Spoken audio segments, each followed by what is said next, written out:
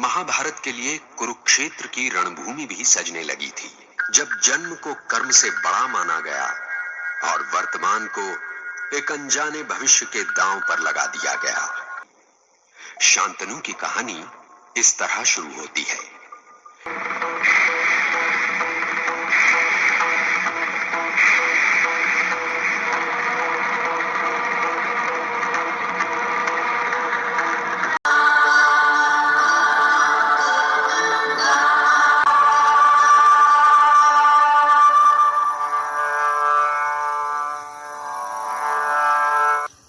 तो फिर एक वचन दीजिए। आज से मेरे सारे वचन तुम्हारे हुए देवी।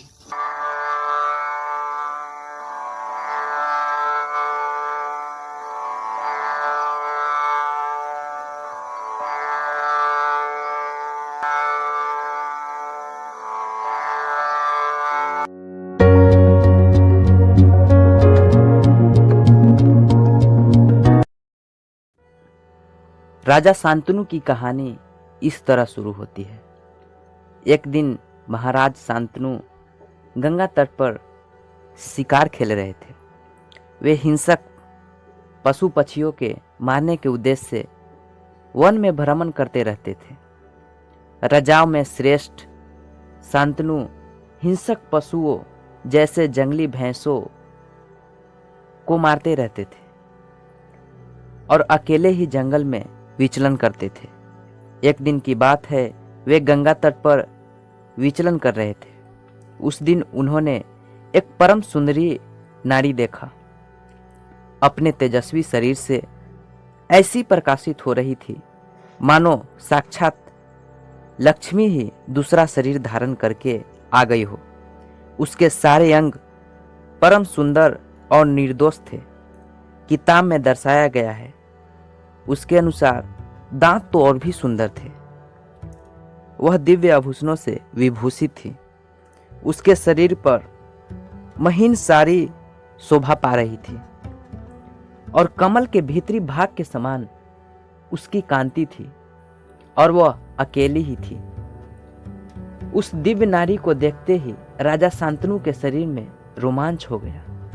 वो उसके रूप, स्वभाव, व्यवहार, संपत्ति को देख के चकित हो उठे और दोनों नेत्रों द्वारा उसकी सौंदर्य को देखते तृप्त नहीं हो पाते थे।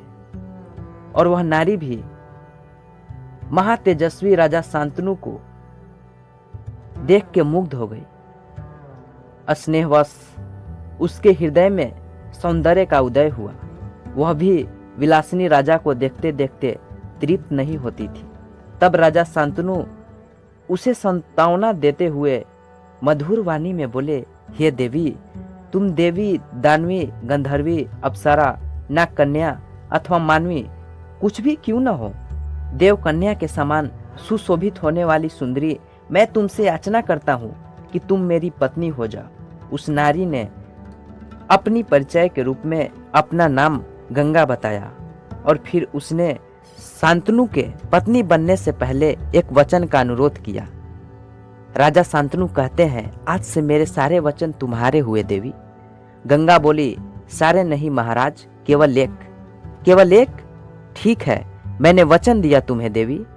चाहे मैं जो भी करूं, आप मुझसे कभी कोई प्रश्न नहीं करेंगे। गंगा बोली।